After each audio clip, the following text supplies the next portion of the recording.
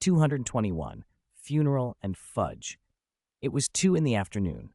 Number 12, Grimald Place, the old black family house, received its first real visitors in more than a decade. Though they had come for a funeral, their presence brought life back to the long empty rooms. The green flames in the hearth flickered, and people stepped out of them one after another. The sky overhead was a dull leaden gray, as if weighed down by sorrow, clouds hanging low and casting a pall over everyone gathered. On the lawn behind the house, black banners snapped in the wind like whispered repetitions of a name. Albus Dumbledore stood quietly before the coffin, a eulogy clutched in his hand. The Weasleys stood together in the crowd, grief marked on every face. Arthur Weasley held Molly's hand as if to lend her strength. Their children, Percy, Fred, George, Ron, and Ginny, stood in heavy silence. Remus Lupin kept to himself at a distance. Unlike many present, he had no strange look for Regulus because he had never judged him for his condition. Even the Malfoys had come. After all, Regulus was Draco's uncle by blood. Funerals carry their own solemn rules. Conversation felt disrespectful here.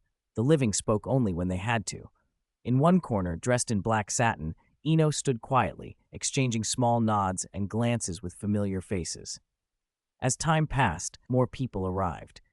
Cornelius Fudge and other ministry officials came too, many without formal invitations. The wizarding world of England is small. Whispers travel fast. Whether those officials were there to pay their respects or to court influence, no one could say for sure.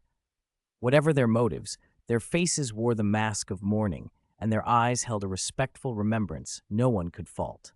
At 3 o'clock, tiny snowflakes began to fall from the gray sky, landing with a soft hush on the black coffin. Eno felt the wand tucked in his sleeve loosen against his palm. Dumbledore stepped forward and read the eulogy in a voice that was both gentle and firm. He spoke of Regulus's brief life, his courage, his intelligence, and the sacrifice he had made. Some in the crowd were swept up in real grief. Others listened more quietly, marking the moment. When the eulogy ended, those present stepped forward to lay the flowers they had brought, a sea of blooms converging to cover the grave. Against that gray sky and dark stone, Eno, standing among the mourners, thought he could, for an instant, see the young man's shape behind the headstone. The vision slipped away as quickly as it had come. He placed the white cosmos he had brought among the other flowers and stepped back. People began to leave. Regulus's sister Andromeda and her daughter Nymphadora Tonks departed with heavy faces. Lucius and Narcissa Malfoy were among those who stayed only a short time. Others lingered. Draco, having explained himself to his parents, had slipped quietly back over to where Eno stood. "Why aren't you going home?" Eno asked, tilting his head slightly. "This isn't your scene." "Scene?" Draco blinked, then realized what Eno meant. The Weasleys, with their 7 or 8 conspicuous redheads, drew attention like a beacon. "It's fine with you here," Draco said with a small, proud lift to his chin. "They won't dare try anything." Eno shook his head, half amused and half exasperated. He had been planning to talk with Fred and George. The twins' Christmas surprise had been intriguing, but that idea was abandoned now. Bringing a Malfoy to the Weasley twins would have turned gentle provocation into something far more combustible. Since tracking down the Weasleys was no longer wise, there were other places he could go. Back inside the old black house, in the large drawing room, Fudge was holding forth with an expression of contrived sorrow. His bearing suggested he had lost a brother, and for a moment the grief on his face seemed convincing. But as soon as someone approached, his expression shifted to cultivated warmth and admiration for rising talent. "Excuse me for interrupting, Minister," Eno said curtly as he stepped forward. It was his first meeting with Cornelius Fudge.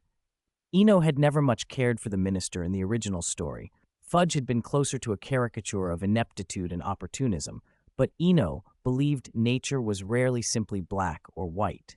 People's positions shaped their actions, and a politician's face could change with the situation. Fudge, seeing the young man before him and the air of a notable house close behind, brightened visibly. "How fortunate," he said, voice a little rough but ingratiating. "Every time I see you, I feel hopeful for the future of the wizarding world here in England. Truly fortunate." "In that case, thank you for the praise, Minister," Eno replied with a small bow. "I came to clarify something about Regulus." He produced a yellowed scrap of parchment, Regulus's handwriting unmistakable, edges worn despite the magics that preserved it. Eno had already guessed that Fudge's presence at the funeral meant more than mere attendance. It was a political nod to recognition. Still, the will mattered, and letting the ministry handle it would make Regulus's story public in a way that no private revelation could. Fudge took the note, studied the childish, earnest script for a long moment, then set his jaw and nodded, as if this were the gravest of duties. "Leave this to me," he said. "No one will forget Regulus's contribution." For the first time that day, Eno saw something like genuine sincerity in the minister's face. 222. Madame Puddifoot's Tea House. The year 1993 had come to be known by many as the Year of Black. That was when the House of Black suffered an unexpected and devastating reversal. Both of its male heirs, Sirius Black and Regulus Black, had their fates splashed across the front pages. After the Daily Prophet's reports, even Dumbledore, Fudge, and others felt compelled to issue statements. The tragic stories of the Black brothers had shaken people's assumptions about that ancient, pure-blood family. For a while, a few voices called for a reinvestigation into Bellatrix, suggesting she, too, might have been wronged. The idea was quickly drowned out, though, no sooner spoken than it vanished. Any movement like that inside the ministry had to come from another pure-blood family, and when people considered Bellatrix's past, the obvious suspect was the Longbottoms, a name among the Sacred 28. The Longbottoms were an old pure-blood family whose influence rivaled the Blacks. With generations of aurors and prominent ministry posts, their reach had quietly grown even stronger. But public noise only ever reached those who paid attention. It was the 5th day of the Christmas holidays. Hogsmeade, oddly, had no fresh snow, though a thin, glittering frost rhymed the streets. Madame Puddifoot had risen early to prepare. During Christmas, her tea shop was the favorite haunt of third years and older. Imagine, on a cold Christmas, sitting snugly in a warm little tea shop with the person you liked, sipping sweet hot drinks and watching Hogsmeade through the falling flakes. Those were the basic draws, but Madame Puddifoot's real specialty was confections. Even when customers weren't ordering, a pot of pink syrup always simmered low on her hearth, filling the shop with the scent of candy. It made every couple that entered feel wrapped in sweetness. Every couple, because people rarely came alone. If they did, they soon left in pairs. Madame Puddifoot stirred her syrup and smiled as she glanced toward a small booth in the 3rd row by the window. A brown-haired girl had been sitting there alone for a good while. Experience told the tea shop owner it wouldn't stay that way.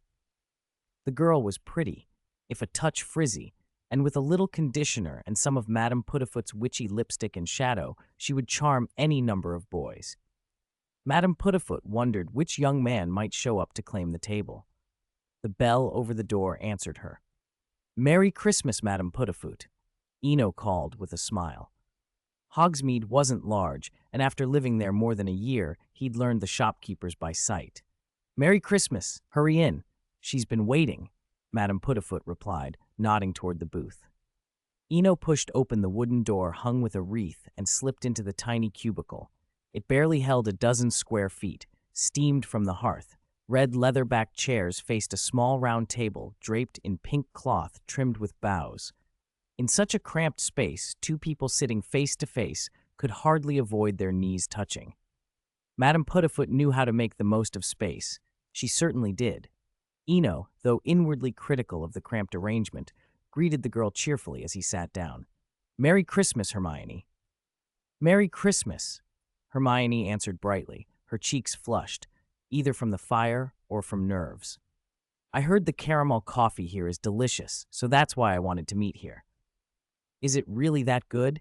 I know Madame Puddifoot by name, but this is the first time I've been here," Eno said, sliding into the opposite chair with the inevitable bump of knees. "Try it. I ordered you a cup." Hermione pushed a steaming mug across the table. She was genuinely pleased when he accepted, but her smile faded at his next words. "How about we go to the 3 Broomsticks? It's more comfortable." Eno took a careful sip. He didn't dislike sweetness, but the tea shop's caramel coffee was almost syrup, too cloying, lacking the bite of real coffee. Hermione's voice pitched up. "But I can move further in so you'll have more space."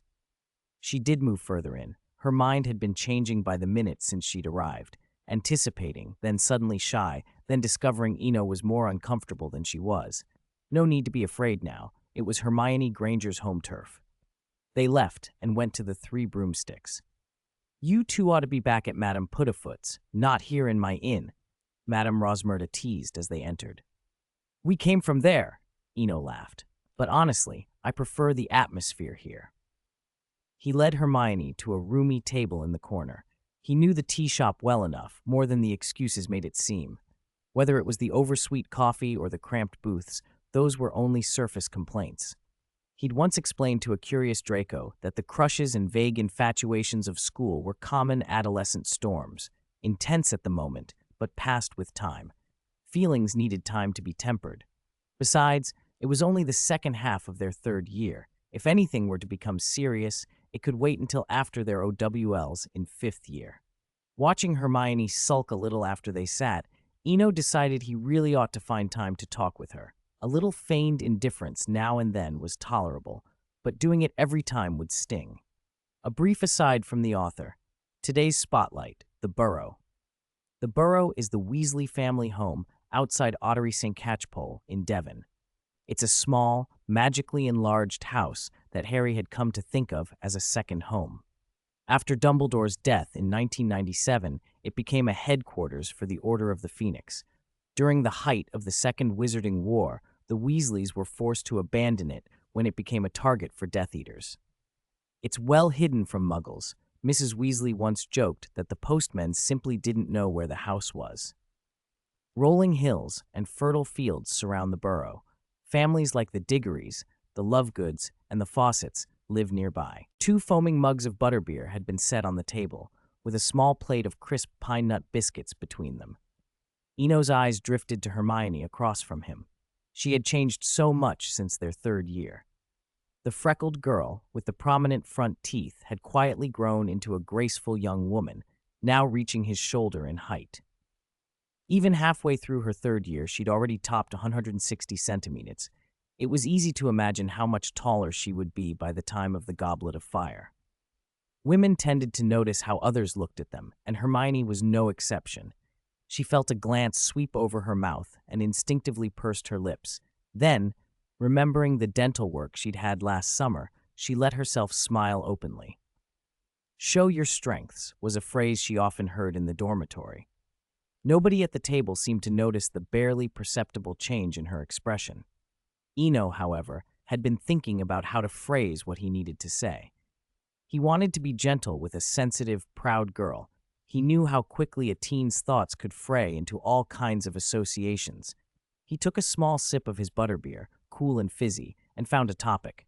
"Hermione," he said, "are you familiar with Charles Dickens?" Literature was a safe bridge, and Hermione's eyes brightened. Of course, one of England's greatest 19th-century writers. The Old Curiosity Shop, Oliver Twist, Dombey and Son, A Tale of Two Cities. She rattled off a list of titles without missing a beat. "He's brilliant," she finished. Eno smiled with a sigh. "There's another book, published in 1943, that sold almost as well as A Tale of Two Cities." He paused on purpose, watching her face for a clue. If she hadn't read it, he could change tack. Hermione didn't hesitate. "The Little Prince," she answered. Smart people tended to think the same way, Eno reflected. People who fumbled often did so in unique, colorful ways. Intelligence led to similar conclusions. Hermione's smile faded as she spoke. She knew the book, not just its philosophy, but its mournful, delicate love story. The fox hadn't been wrong. The rose's arrogance had sprung entirely from the prince's blind devotion. Hermione believed that. That was why Eno bringing the book up here, right after they'd left Madame Putafoot's, had been risky. She'd guessed his intent, but still held out a faint hope. When he asked the question that mattered, Eno watched Hermione's face very closely. "Hermione, if the roles were reversed and you were the little prince, what would you do?" Hermione hesitated. In books, she always identified with the feminine figures, the rose, the fox. Being asked to be the prince was strange. "If I were the little prince, I would first become friends with the rose, and then—" She stopped mid-sentence. That tiny hope inside her vanished. To her, the little prince's mistake had been innocent, desperate love. This answer, however, felt like a soft refusal. All right then, if there's nothing more, I'll be going. Hermione's eyes were a little red. She stood, voice steady but distant, and moved toward the door. Rational understanding and hurt were braided together, and she needed to get away, especially with the two-way mirror in her pocket, which now felt like a quiet mockery.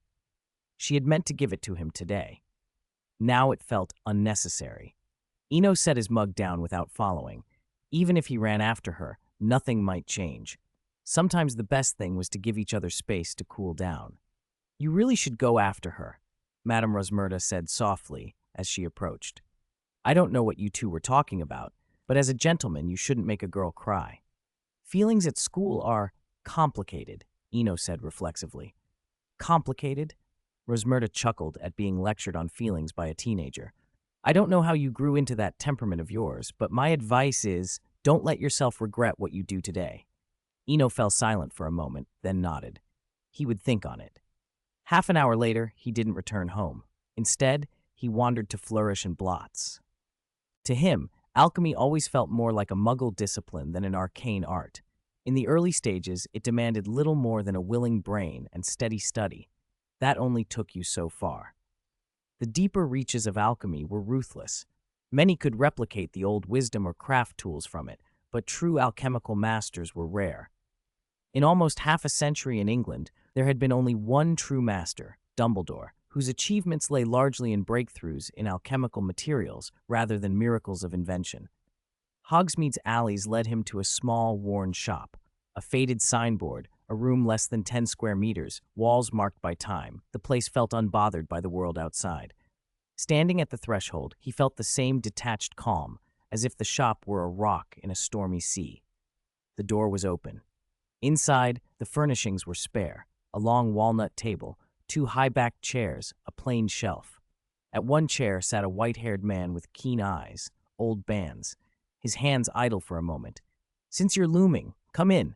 What are you doing standing at the door? Taking my portrait. Old Bards' voice was warm and amused. Eno laughed and sat on the nearby stool.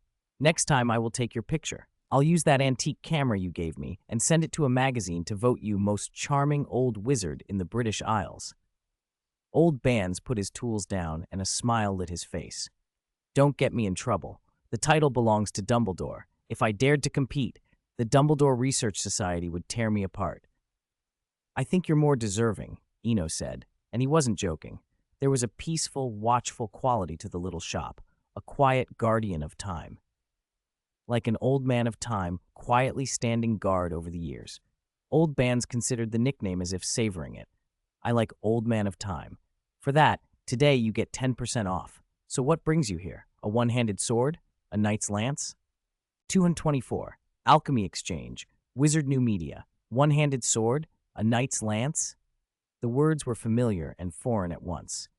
After a beat of recollection, Eno rubbed his brow and tried to shake off the odd dissonance between memory and present.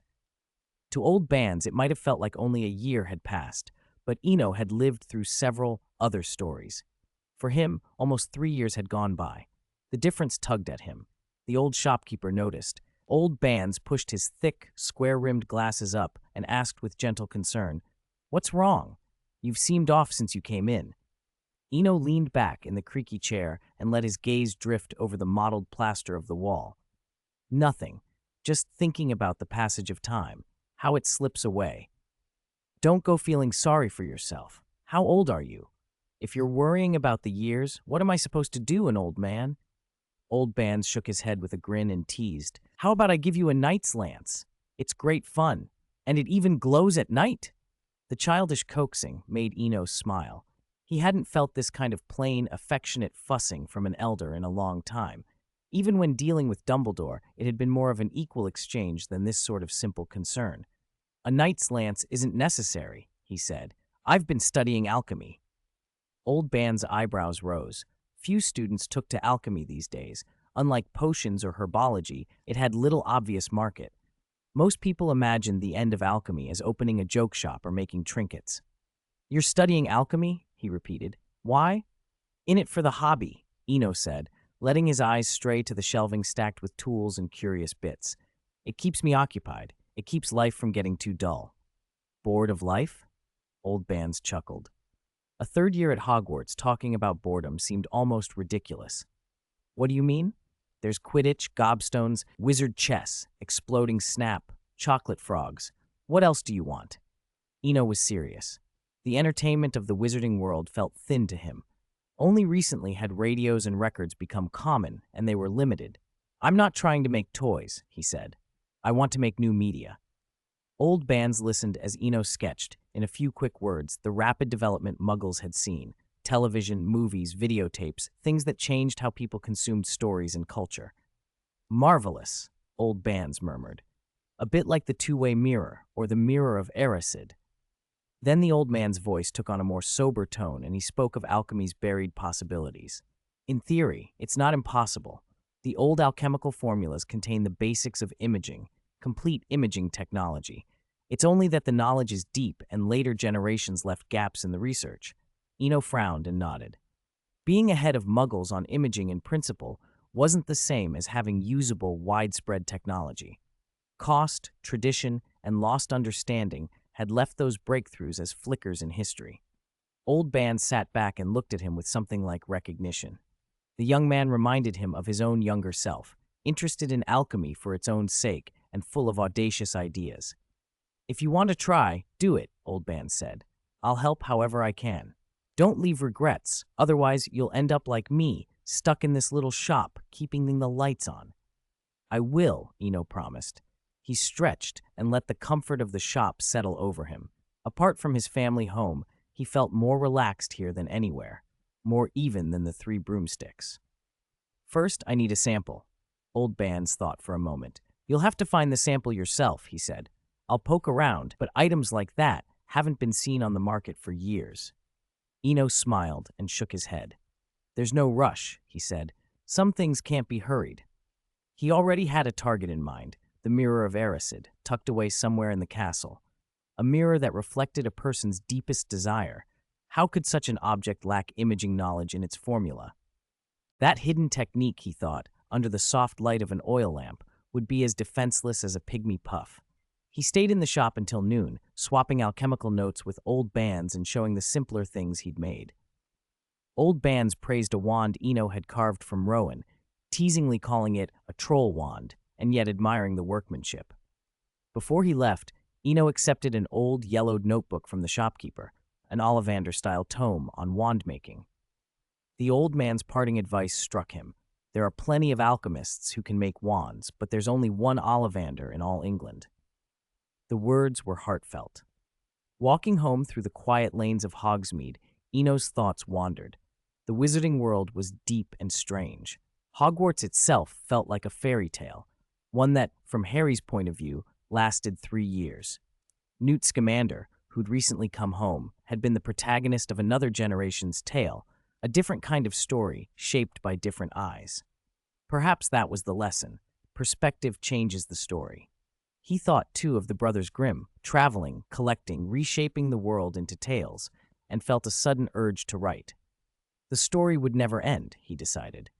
He would write a novel about Hogwarts, about the young wizards in the castle, and let their lives and suddenly branching tales be the new kind of story he wanted to build. 225. Detention and Snape's Anomaly. Since he bought the little house in Hogsmeade, Eno had finally found a sense of belonging, whether at Christmas or New Year. Even though he lived alone, he no longer felt like a rootless wanderer. He sat by the second-floor window, watching the faint bustle of the main street and wisps of smoke curl from the chimneys of neighboring cottages. Life, for most people, went on like this. 1993 slipped by quietly amid that ordinary noise. In the castle and in the village, everyone was busy acting out their own stories. The 15-day Christmas holiday was gone in a flash. On the day they returned to school, after packing his things, Eno set off for the castle alone. The second half of the term would be busier, but there were matters he wanted to settle before work resumed. Most immediately, Slytherin's relic. After using the bronze oil lamp to transcribe the pendant's hidden inscriptions, he had no intention of keeping it.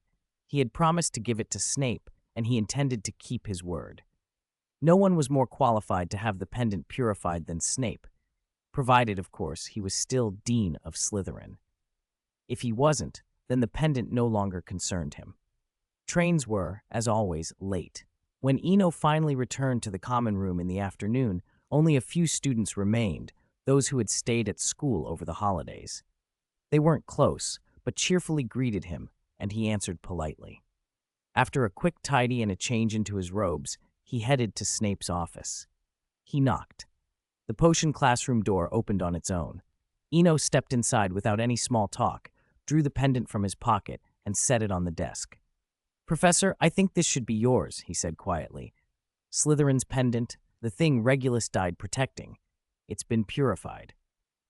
He didn't say the Dark Lord's name. Given everything Snape knew, naming him would have been pointless. Snape regarded the hollow carved box on the desk without immediate comment. He touched the pendant once with his wand, examined it carefully, and then, in his usual clipped fashion, gave his decision. "Leave it. It belongs to Slytherin." Eno smiled inwardly. "Yes, Professor, it belongs to Slytherin." Smart people were easy to talk to. Some things didn't need explanation. "If there's nothing else, I'll be on my way. Goodbye, Professor." He was almost at the door when Snape's voice stopped him. "Some objects, like two-way mirrors, tend to develop faults if stored too long. If any of your alchemical items start to malfunction, bring them to me." "In what way?" Eno began, surprised. "Two-way mirror?" He blinked. Why would Snape suddenly bring up a two-way mirror? "You don't have one." Snape's expression, for the first time, slackened into genuine surprise. He'd lost his usual careful control. "Should I?" That made no sense. If Eno didn't have it, why ask? Snape scrutinized him as if checking for a lie. His voice was lower and oddly urgent. "Tell me what you did, who you saw, and where you went over the Christmas holiday." Then the door closed behind him. Walking out of the potion office, Eno wore a strange expression. Hermione. From that brief questioning, he could connect the dots. Snape wasn't the sort of man to prickle over students' holiday trivia. Even with Harry, he showed concern in his own stilted way, waiting outside the castle, offering special attention in lessons, but he rarely bothered with idle curiosity. Tonight, though, he'd asked where Eno had been over Christmas, and he'd sounded irritated when he'd heard Hermione had left in a huff. That was telling. Hermione's letter over the holidays. The two-way mirror Snape had mentioned and his offhand comment about long storage. The houses, Gryffindor, Slytherin. Once those facts were connected, the conclusion suggested itself. The flowers that didn't bloom for one generation, they expect the next generation to bear the fruit. In the castle's dim basement corridors, Eno walked slowly back to the Slytherin dormitory, turning the same thought over. It would have been nothing, except that just before Regulus's funeral, he had been in Dumbledore's company discussing divination and fate, and only a week had passed since then. He remembered the shop with the mirror of Erised and the two-way mirror he'd seen in the Banshees. Now Snape mentioned Hermione's mirrors on the day he returned to school. When so many coincidences lined up, it stopped feeling like chance. With a heavier mood than when he had left, Eno descended into the Slytherin common room. It was far livelier than when he'd left. Train arrivals had brought everyone back, and the snakes were no longer coldly perched in the corners. Draco saw him right away and came over. "Eno!" Draco rushed up. "You have to help me. Someone says Scarhead has a firebolt." "A firebolt?" Eno raised an eyebrow. Of all things, this was just another thread in the same weave. Harry's broom last year had changed the matchup. This year might be worse. "Yes, a firebolt. You have to help me," Draco said, indignant. It was only a friendly match between houses, but using a broom that outclassed professional league models felt like cheating. He'd done the same last year with Nimbus 2001s, but that oversight didn't cross his mind. "How can I help? Ambush him and beat him up?" Eno asked, half joking. He didn't play Quidditch. Draco's eyes lit up at the idea for a second. Then he found better sense. "I was joking. Do you really want to hit someone? Are you crazy?" Eno quickly clarified his stance. "We won't hit him." After a beat of thought, Draco seemed to remember something more useful. "But before the House Cup starts, you have to be on the pitch. The cheering, remember? Cheerleading." He straightened and spoke with sudden solemnity. "We're going to crush Scarhead with our momentum. Crush the Redhead. Crush Gryffindor." It was the beginning of the month. Small things were already being arranged, alliances measured, rivalries stoked. Xiaodi's daily share. Sea serpent British Ministry of Magic classification level XXX. Origin and distribution. Sea serpents are found in the Atlantic, Pacific, and Mediterranean. Appearance. They can grow up to 100 feet long, with horse-like heads and long, arching serpentine bodies. Abilities and uses. Though they look terrifying, sea serpents have rarely harmed anyone. Muggles have taken great liberties inventing tales of their savagery. 226. Advice from Ginny. The dormitory at the end of the holidays was always alive with chatter. It seemed everyone wanted to share their joy and recount the interesting things they had done. Gryffindor was no exception. The common room had the air of a small banquet. Of course, where there is liveliness, there are always quieter corners. In one of them, Ginny sat on a sofa, her brow only slightly creased but thoughtful. She understood, as only another girl could, what it felt like to love someone who did not seem to notice. "Hermione, I don't think this is the end of the world," Ginny murmured, trying to comfort her. Her eyes kept drifting to Harry, who was laughing and talking with the others. "Some people are just dense."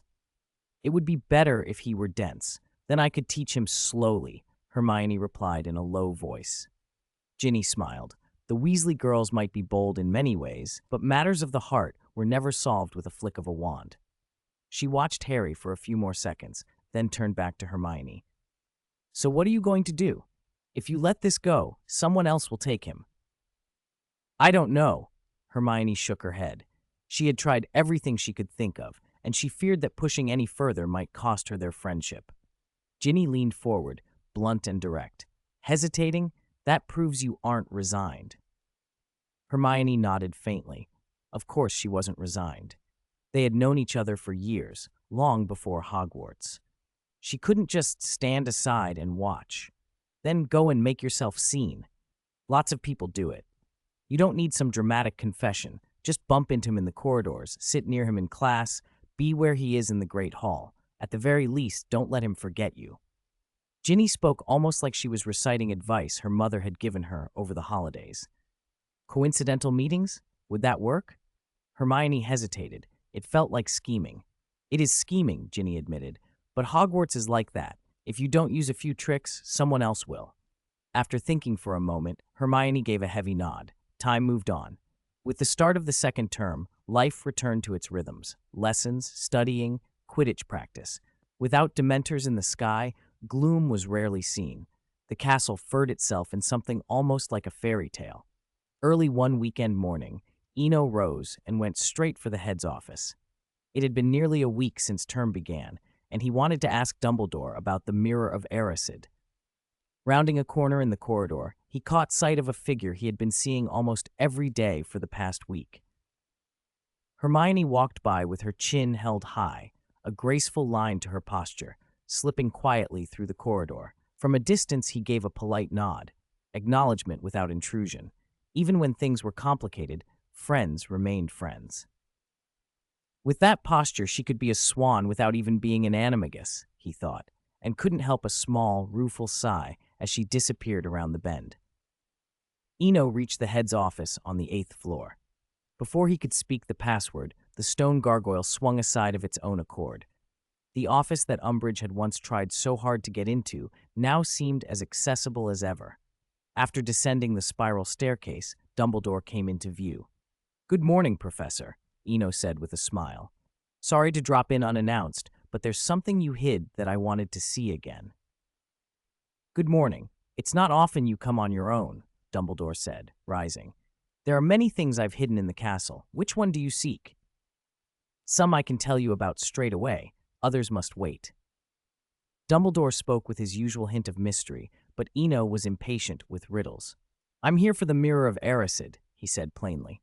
At the name, Dumbledore paused for a heartbeat, then composed himself. "The mirror is kept in the trophy room. If you need it, I can have Fide bring it to your dormitory, but you must be mindful of its nature." Dumbledore's words were a gentle warning. Eno understood.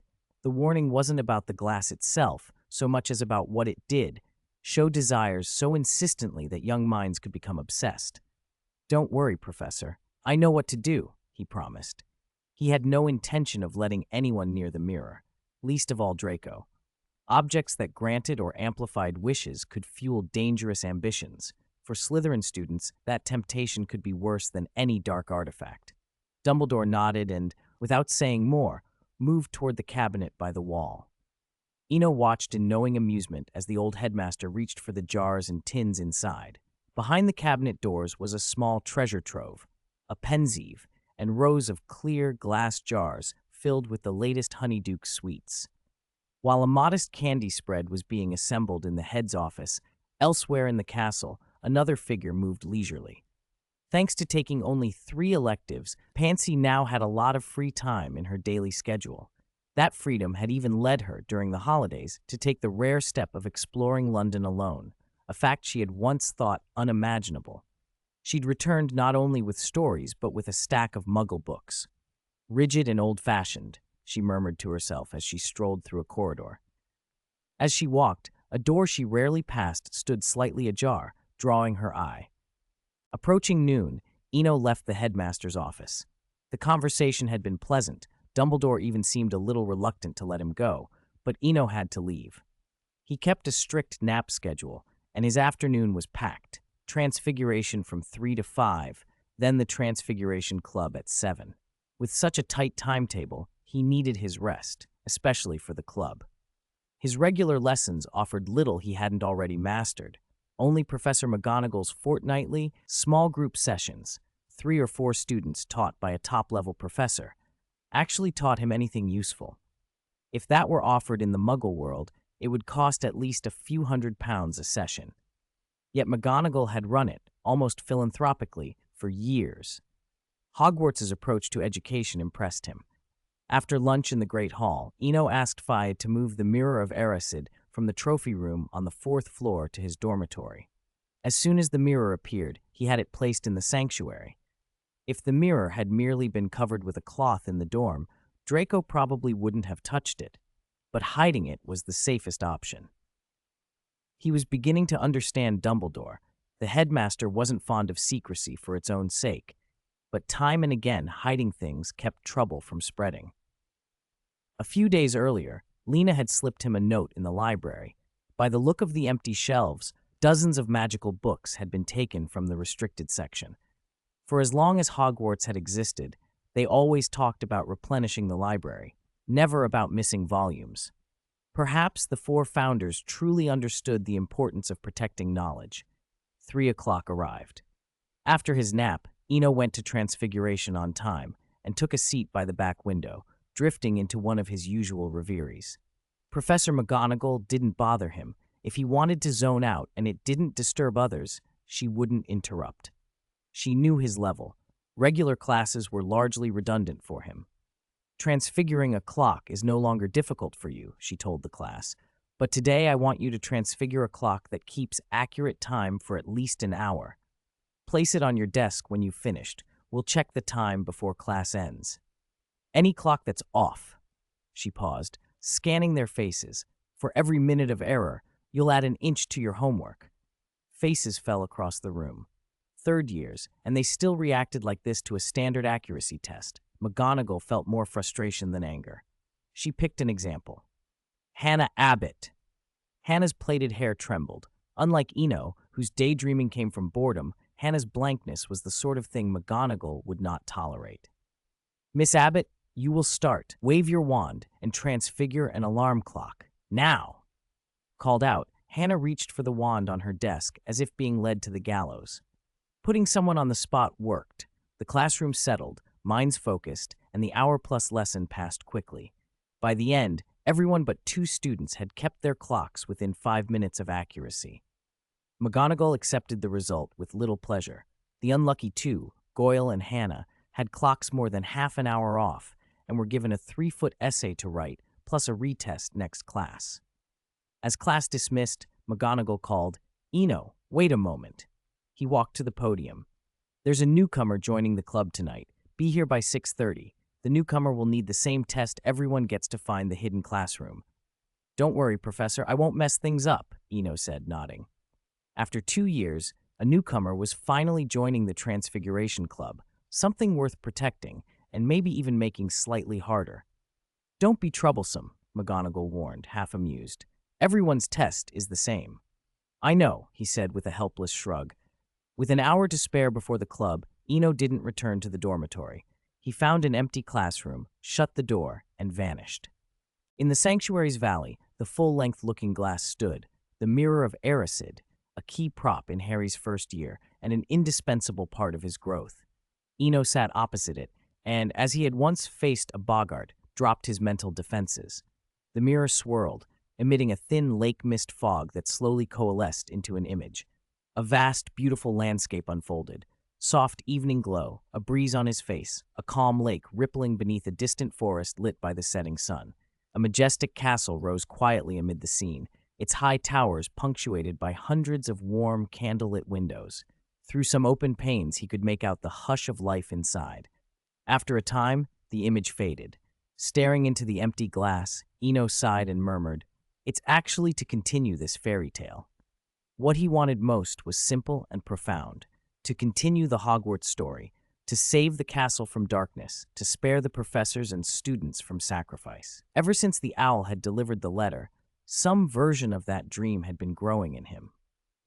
228. Snape's silent plot, evening on the third floor of the castle. A lonely corridor, barely 100 meters long, with no classrooms, no professors' offices, hardly a decent room in sight. Yet the emptiness only made the hidden Transfiguration classroom nearby feel all the more alive. Which house do you think the new person will be from? Could it be a first year? Cho Chang asked from her favorite hanging basket chair. Cedric Diggory straightened reflexively. It shouldn't be a first year. I asked around Hufflepuff. There aren't any first years this year who've been singled out by Professor McGonagall. Perhaps, Cho replied casually, then chided. You shouldn't be nosing about so much. It's not very gentlemanly. Of course I won't do it again, Cedric said quickly, half embarrassed, half pleased. Watching their easy rapport, Eno felt like turning and leaving. Madame Putafoot seemed to have opened an invisible tea shop inside the classroom. Sickly sweet scents drifted through the air, and the perfume made the room feel slightly silly. Cho, bored of the sweetness, remembered there was someone else in the room and asked, Eno, what do you think? Slytherin? I think it'll be Gryffindor, Eno said, shaking his head. It wasn't a guess so much as logic. The club had 3 students, each from different houses, and none from Gryffindor. If Professor McGonagall was running things fairly, she would certainly hope to see a Gryffindor join. Across the corridor, Hermione had been walking back and forth for several rounds.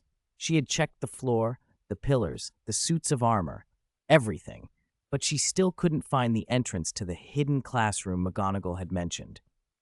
With only 20-odd minutes left until the meeting, she couldn't help glancing into her pocket at the small half-bottle of Felix Felicis tucked there.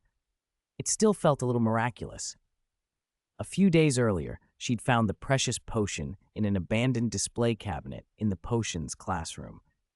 Even more surprising was what happened when she showed it to Professor Snape.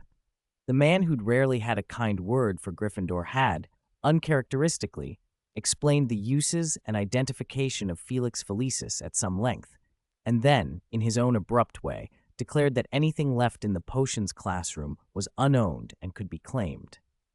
Before she quite realized how, Hermione had a whole bottle. She'd taken a spoonful that afternoon to test it. The effect had been immediate. In Transfiguration class, her performance had been exceptional, and Professor McGonagall had noticed. The invitation to the Transfiguration Club followed naturally. McGonagall might have had her suspicions about how Hermione had suddenly improved. She might have guessed and chosen not to pursue it, but invitations were supposed to be based on fair classroom performance, and Hermione now had one. Time dragged. As 7 o'clock approached, Hermione's anxiety rose. A tabby cat crouched in the shadows of the corridor, which strangely unsettled her more than any person or portrait. Then, when her gaze landed on a particular painting on the wall, McGonagall finally let out a quiet sigh of relief.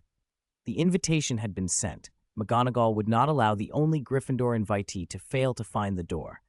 Inside the hidden classroom, 5 minutes before 7, the door was opened from the outside. Hermione? Eno stood up, surprised. Hermione answered in a slightly nasal sound, a mixture of surprise and relief at finding the entrance. Cho's eyes brightened, Hermione's tone sounded like a sulk, which she found entertaining, and Cedric smiled in that meaningful, approving way of his. In here first, create a chair with transfiguration, any style you like, Eno told her, explaining the night's rules with the easy authority of someone used to the club. Hermione flicked her wand. A simple wooden chair appeared for each of them. Thank you, she said softly as she sat. It's nothing. I just didn't expect to bump into you here, Hermione murmured. Eno introduced them. This is Cho Chang, a fourth year, and Cedric Diggory, a fifth year. They were all close in age, and after brief introductions fell into easy conversation. Cedric, in particular, seemed lighter, as if some private worry had been lifted by the conviviality. Exactly at 7, Professor McGonagall entered the room. Ladies and gentlemen, please cease your chatter. It is time to discuss transfiguration. At her words, everyone quieted and opened the copies of today's transfiguration they habitually brought. Hermione was empty-handed. Eno, with a quiet "Geminio," duplicated his magazine and slid the twin copy to her. McGonagall nodded approvingly. Turn to page 165, she instructed. Tonight we will cover the conversion of material basis and changes of form. No one present was so arrogant as to object. The evening's topic was basic, almost review, but none of them felt that made it unworthy. Transfiguration was like playing an instrument. A theme returned to often could reveal new harmonies. After 15 minutes of reading, McGonagall turned her gaze to Hermione. Miss Granger, let's begin with you. Tell us your thoughts on form and material transformation in transfiguration. Hermione, perhaps expecting to be called upon, thought for a moment and then spoke carefully. Transfiguration is not creation, nor is it permanent. The transformation of matter depends on the caster's understanding of the object being changed. Her answer was textbook perfect, concise, clear, and entirely correct. For a moment, a flicker of disappointment crossed McGonagall's face. She had hoped for something more original, some evidence that the new Gryffindor would keep pace with the club. Still, Hermione had arrived, and much else could be taught. The professor quietly hoped the girl would grow beyond textbook answers so that the club could be truly useful to her. No knowledge sharing on holidays. Xiaodi wishes everyone a safe and joyful Dragon Boat Festival. Remember to eat zongzi. 229. Elements transform, bystanders clear. The Transfiguration Club met in the hidden classroom on the 3rd floor. After Hermione finished answering the prompt, the atmosphere in the room shifted, just a little. Cedric and Cho exchanged a quick look, both registering a flicker of puzzlement. It wasn't entirely their fault. As two of the club's longest-standing members, they'd seen the brilliance of past graduates and had watched Eno's first flashes of talent. Hermione's textbook-perfect answer had surprised them. Professor McGonagall glanced around, relieved that none of the others looked put out by the invitation to answer. She offered a small, approving comment about Hermione's reply, then turned decisively to the next student. All right, your turn. Eno, called, folding down the magazine in his hand. Although the topic is matter and form in Transfiguration, my research focuses more on elemental form change, on the spiritual endowment of transfigured objects. I first got the idea from the animated snowman that greets visitors in Hogsmeade. Eno had always been obsessed with elemental transfiguration. He believed ice, snow, and fire were elemental foundations. Every other kind of magic, in his view, served mostly as a support. At the moment, I can imbue a snowman with a kind of spirit, he continued, but fire always seems stagnant and rigid. As he spoke, he flicked his wand and cast 2 elemental transfiguration spells at once, one of ice, one of fire. A small, lifelike snowman formed on the classroom floor and waved cheerfully at everyone. Beside it, a rune snake had coalesced from flame. 3 heads sprouted like strange antennae, vacant and motionless. The difference between these two after elemental transformation is huge, Eno said, gesturing. It makes me wonder whether the nature of the matter itself directly affects the result of transfiguration. He sat down and watched Professor McGonagall's reaction. That they had appeared simultaneously surprised her. Eno had completed 2 opposing elemental transfigurations with a single effort. She let a look of appreciation cross her face. We'll discuss that in more depth later, she promised, then turned the floor over to Cedric and Cho. The 2 senior members did not disappoint. Each argued from a different angle, bringing fresh, incisive insights and outlining brilliant avenues of inquiry. With each answer the others supplied, it became obvious who led the group in experience. Hermione, who was no fool, felt the sting of comparison. Her earlier answer had been serviceable, but hearing three distinct perspectives from different disciplines humbled her. A gentle voice beside her nudged the tension away. "Try again," Eno murmured. "This time, don't rely on the textbook. Use your own ideas. Muggle physics or chemistry is fine, just not the standard book answer." Hermione looked up, comforted. She didn't know why she wanted to reach for the person next to her, but she did. Professor McGonagall smiled and prompted her on. "Very well, Miss Granger. Let us have the Muggle perspective on matter and form change." Cho and Cedric leaned forward with interest. That gave Hermione a foothold. She reorganized her thoughts and answered from a new angle, applying Muggle science as Eno had suggested. The room warmed with the energy of discussion, and time slipped by unnoticed. An hour and a half later, McGonagall wrapped up with a succinct summary. The first Transfiguration Club meeting of the second half of the term drew to a close.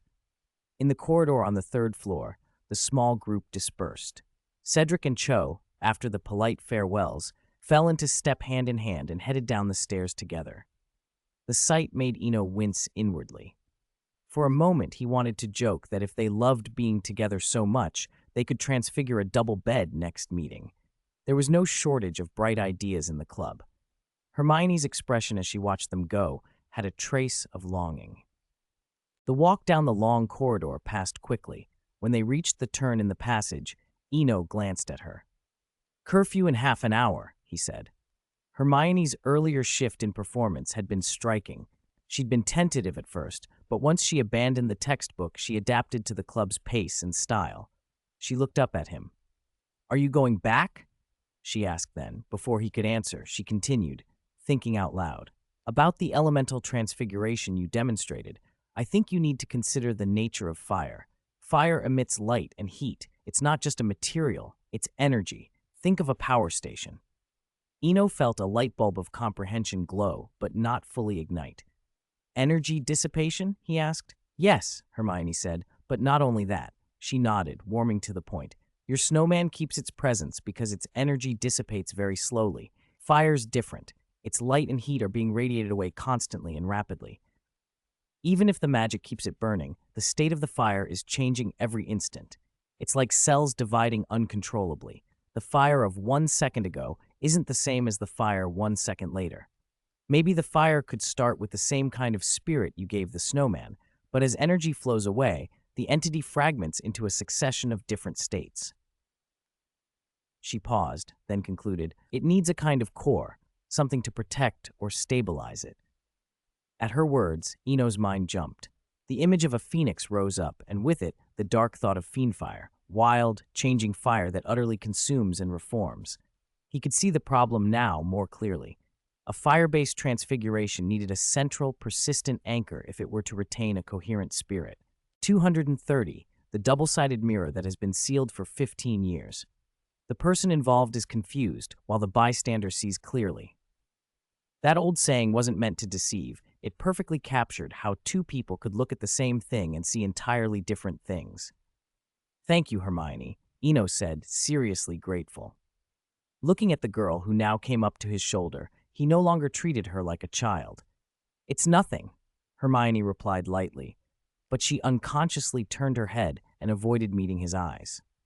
In that brief glance, she caught the difference in his gaze, steady, deep, unexpectedly intense. It made her feel flustered and a little awkward. Eno hardly noticed the shift in her manner. His mind was busy piecing together the possibilities of transfiguring fire. If a special kind fire could be shaped, the difference between a simple ball of flame and a rune snake of fire that could act on its own would be enormous. It would not merely be twice as effective, it would be like having an intelligent combat assistant. And if the fire burned fiercely enough, why should only one rune snake appear? A few minutes of conversation left him feeling as if he had gained half a year of solitary research. Joy rose naturally in him. Hermione felt buoyant too. This was a very promising start. She had already resolved to devote more time to potions. The excellent results she had just seen owed a great deal to that one bottle of Felix Felicis. "There's something I want to ask about. Transfiguration," Hermione said after a pause. Seizing the moment, she pulled a two-way mirror from her pocket and held it out. "Professor Snape gave this to me before the holidays. I want you to have the other one so we can talk about transfiguration more easily." A slender, fair hand presented a circular mirror, little more than 2 inches across. Hearing Snape's name and seeing the two-way mirror, Eno felt a surge of history and a strange sense of time folding. 20 years ago, in this same castle in different houses, if a Slytherin and a Gryffindor had truly exchanged two-way mirrors then, perhaps everything would have turned out differently.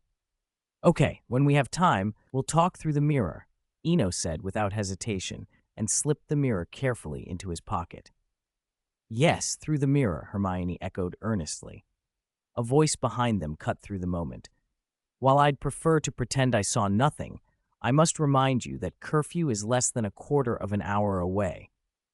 Professor McGonagall stood there, hand to her forehead, and a mixture of sternness and resignation in her tone. She'd seen enough in decades of teaching to know these things couldn't be forbidden outright. She'd always been tacitly indulgent of the tentative affections of students, provided they weren't excessive. Still, these two were not clever about hiding it. They stood frozen in the corridor, as if oblivious to the time. If this hadn't been the only passageway, she might have left them be. "Eno," she prompted. "Sorry, Professor." Eno turned immediately. "We were just talking about transfiguration and lost track of the time. We'll head back right away." Hearing that, McGonagall's eyelids twitched in a way that betrayed her skepticism. Alone in the corridor late at night with a girl, and their excuse was transfiguration? She forced herself to remember they were both students she respected. "So, have you finished your discussion?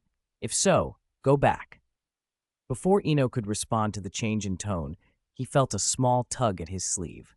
He glanced down to see Hermione lowering her head and moving toward the moving staircase as if making a dignified retreat. It was just after 9 o'clock when Eno reached the dormitory, the weekend already winding down. He still wore a faint smile from the evening's discoveries.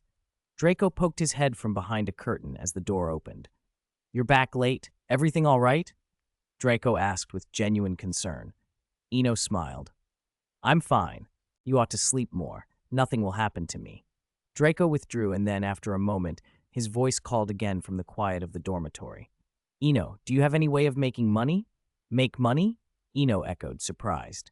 Draco should never have a money problem, logically. "Yes, make money." Draco's head reappeared. "I want to earn my own, buy a firebolt." "Of course." Eno suppressed a smile. Firebolts weren't ordinary brooms like cleanse-weeps. 2,500 galleons. How do you expect to earn that? "I have shares held in my name. Grandfather set them up when I was born," Draco blurted. "Shares?" Eno raised an eyebrow. "So you could sell them then?" Draco fell silent. He couldn't, and wouldn't dare to, sell or even mortgage them. The pure-blood circles were small and intertwined. No one would privately buy Malfoy shares. The very thought was reckless. Seeing Draco bury his head like an ostrich, Eno stopped teasing and instead started thinking seriously about ways to make money. It was an issue he'd rarely considered. Fairy tale adventures and practical life could coexist, but for the research he planned, the Mirror of Erised, and even shaking up the wizarding media, the prerequisite was obvious: enough galleons. Without capital, many projects would be impossible, or at best, painfully slow. For once he sat down and thought about viable paths to income. Writing books or singing were just hobbies. He didn't want to follow Lockhart's route. Even if he had the ability, the market was dominated by the pureblood elite. Take wands. A young wizard's first wand purchase rarely exceeded 10 galleons, but a reliable unicorn hair suitable for wands could cost that much.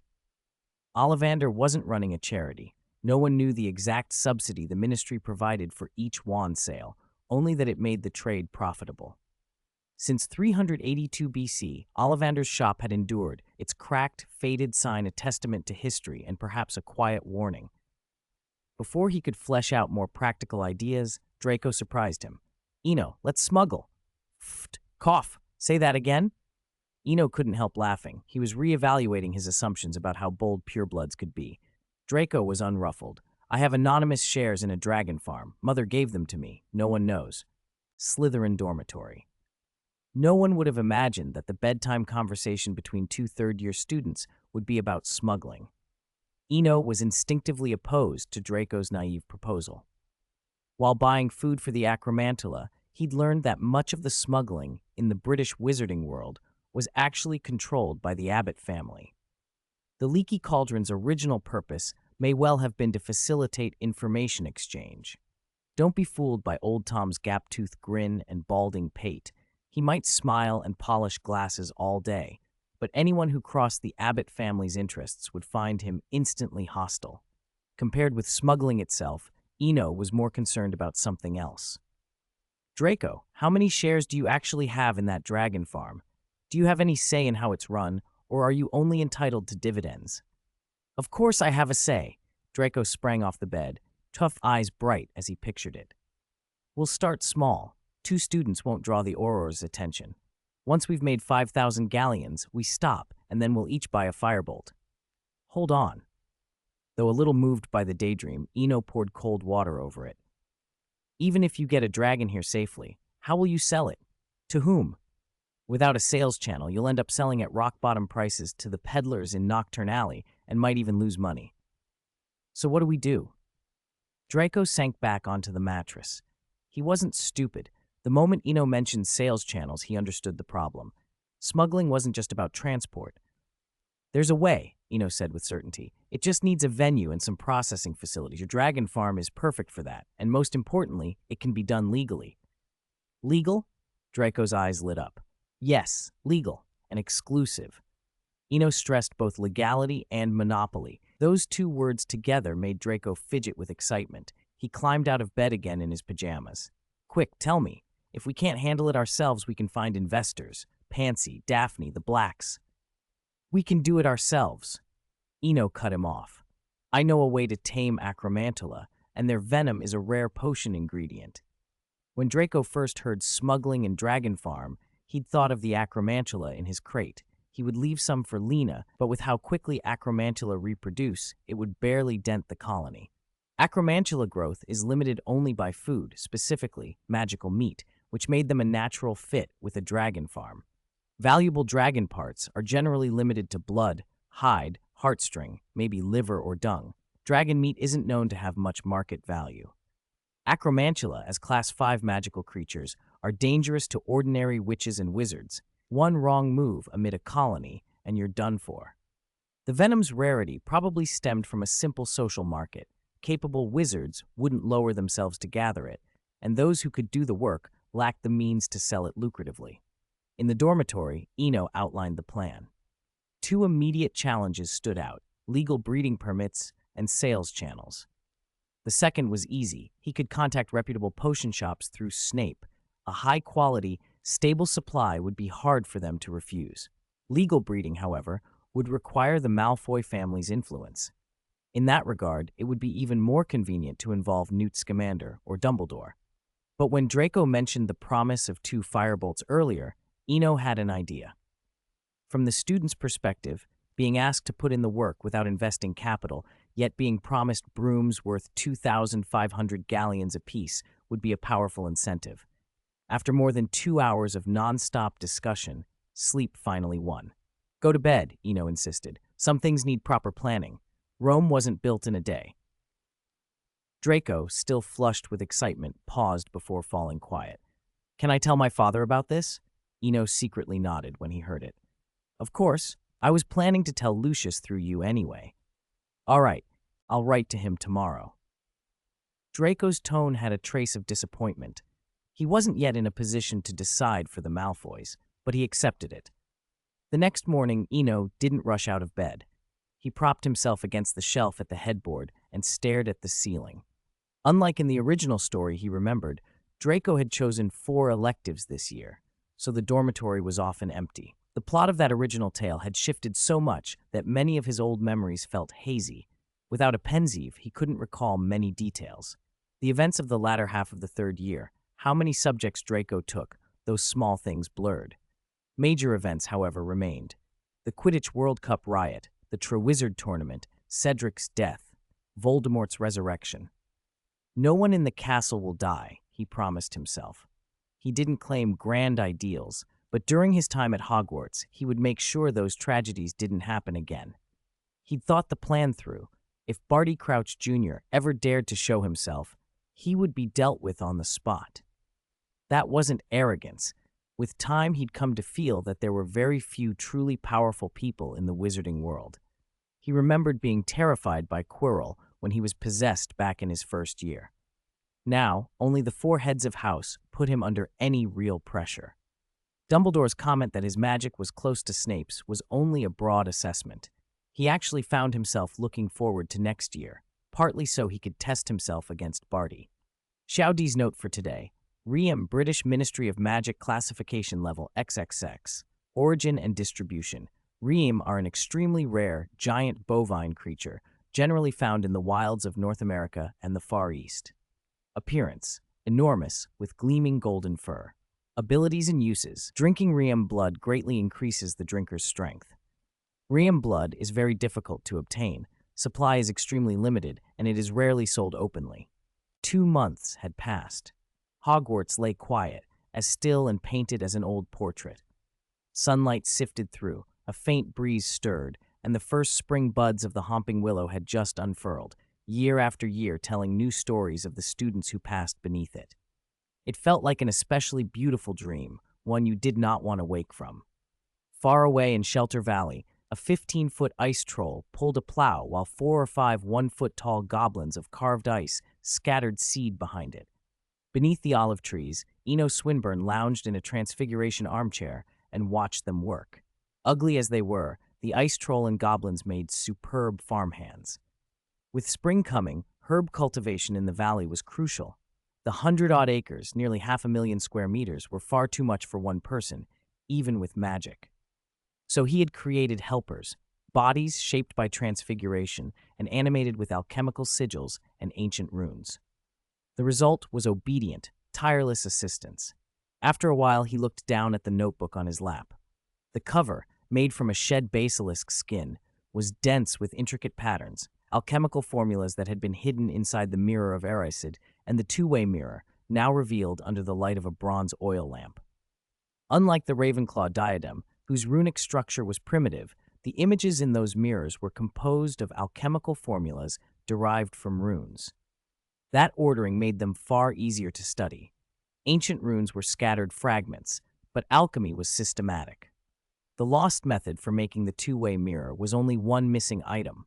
With the diadem and the library's alchemical texts, he had been able to deduce the imaging principle. The general arrangement reminded him of a Muggle device, the Kozarev mirror, a large curved mirror built on Fibonacci spirals. Both the alchemical formula and the Kozarev mirror relied on geometric spirals to manipulate and focus light. In that spiral geometry, reflected and refracted light could be arranged and combined into images visible to the naked eye. It was complex, but with the wisdom of predecessors and the Ravenclaw diadem's insight, Eno had reconstructed the imaging technique. He had even begun to replicate it by combining Muggle science with wizarding alchemy. The more he learned, the more he admired Kozyrev. The Muggle scientist had argued, controversially, that time and matter could be distorted. He had once planned a device to tweak time itself, but had died mysteriously the day before finishing the experiment.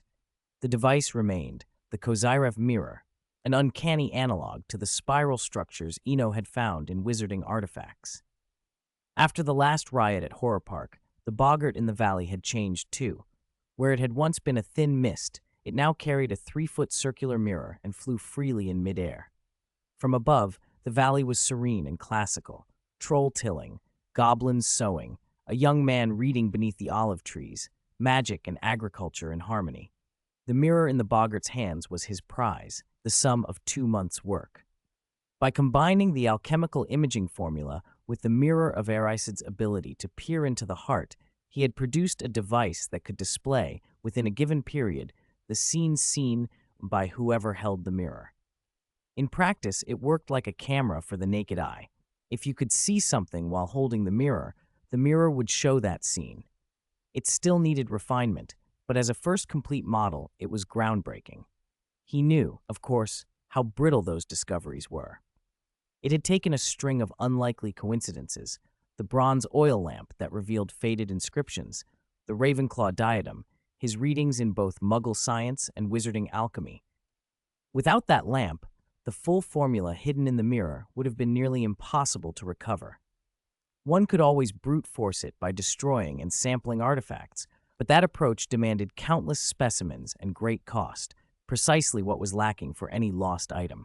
By March, Hogwarts was waking. The bare winter lawns grew green again, and the castle's edges warmed. But a strange phenomenon had set the school talking. For 2 days straight, Slytherin's brightest student, Eno Swinburne, had been seen carrying a mirror wherever he went, through the bustling Great Hall, up the astronomy tower, in front of corridor portraits, in the library by the Black Lake, even at Hagrid's hut. Curiosity rippled into rumor. That evening, Eno returned alone to the common room after taking a panoramic shot of the castle at sunset. The usual chatter was gone. The room fell silent at his entrance. "Are you all right? They've been saying you're cursed," Draco asked, more concerned than the rumor had deserved. Bored students loved a mystery. What began as curiosity had bloomed into gossip as Eno kept wandering with the mirror on the second day. "I'm fine, thanks." Eno's glance swept the faces around him. Draco, Pansy, Daphne, even Goyle and Flint, concerned and eager. The Slytherins might be cold in reputation, but they were loyal when they cared. "Since everyone's so curious, here, watch what I've been doing for the past 2 days." He waved his wand. A 5-foot-tall ice stand rose, and the circular mirror leaned against it. After a moment, the previously blank surface resolved, images blooming across it to the accompaniment of a soft, almost hypnotic music. "It's the astronomy tower," someone breathed, then was hushed by those nearby. No one needed to be told to be quiet. The picture spoke for itself. Slytherin Common Room. The cavernous space was packed with young wizards eager for a spectacle, their eyes fixed on a 3-foot, nearly a meter mirror set at the front. 3 feet sounded large, but it couldn't hold the crowd, so the first rows half-crouched or sat on the floor. After placing the mirror, Eno moved away from the front and settled quietly in the back corner on the sofa. The scene, like an open-air cinema from a century past, made him sigh at how isolated the wizarding world could be, how starved for entertainment. This excitement was uniquely Slytherin. In another house, a simple enchanted mirror wouldn't have caused such a stir. To Muggle-raised kids, it was only a novelty. But among a house of pure-bloods and half-bloods, the unfamiliar item sparked fierce curiosity. Soft music played, and everyone sat in quiet attention. The images in the mirror were familiar, yet still captivating. Every time a fleeting face appeared, the room buzzed with admiration, and those shown on screen lifted their heads with a little proud smile. It was, outwardly, a joyful, lively scene. Yet Eno felt oddly lonely. The feeling was like watching well-dressed gentlemen visit an orphanage at Christmas, offering candies and toys that made the children gasp with wonder. The Slytherins looked no different, delighted by the small marvel before them, and Eno's memory made him ache. A polite voice at his elbow broke his reverie. "Mr. Swinburne, may we talk?" 18-year-old Flint, repeating his year and already scanning for opportunity, had seen a business chance and wasted no time. He moved in low-voiced and quick, despite being a towering 6'3". Seeing Flint, Eno couldn't help but think of the manly, blunt Flint from the previous summer. He had plans of his own, though, and shook his head gently. "You can be involved," he said, "but it can't be just you. A thing that upends the usual will face resistance. One family's strength isn't enough." Flint's face fell. "Then we'll grow slowly, expand step by step. Keep steady, and the whole of the British Isles will be our market." "The British Isles?" Eno chuckled. Flint had reacted fastest, and his foresight was admirable, but limited. He glanced over the sea of young faces. "Mr. Flint, we cannot only look to Little England." He let the idea hang. "A disruptive innovation sweeps an age. That's not something the Flint family can do alone. We need all of Slytherin." Hearing "sweep an age," Flint thought Eno mad. Global promotion sounded impossible, and widening participation cut into immediate profit. "That won't make much money," he protested. "I'm not after quick profit," Eno replied. "The profit comes from the chain of benefits after the device becomes widespread." He didn't explain more. Everything was premature. Only when the mirror could function like a true television would it take off. For now, it remained an entertainment piece limited to Slytherin. 2 days later, the filmed footage ran about an hour. As the last image faded, the castle glowing under a setting sun, many younger wizards sighed in eager disappointment at its end. Eno, seeing their anticipation, replayed the footage. This time, the older students tuned in. Their attention fell on him. "Swinburne's a friend of the Malfoys," someone said. Draco spoke first. Though only a third year, he met the older students' gazes without a tremor, the casual arrogance of the Malfoy name behind him. Pansy, Daphne, and others who had been in History of Magic with Draco gathered around. Without anyone declaring it, sides were being chosen. Even the front row of film watchers began to shift, aligning with different cliques. Seeing the room polarize, Flint, ever the house big brother, stepped forward. "What's got into you lot? Are you going to start fighting over this? Tomorrow, the other houses will be laughing at us."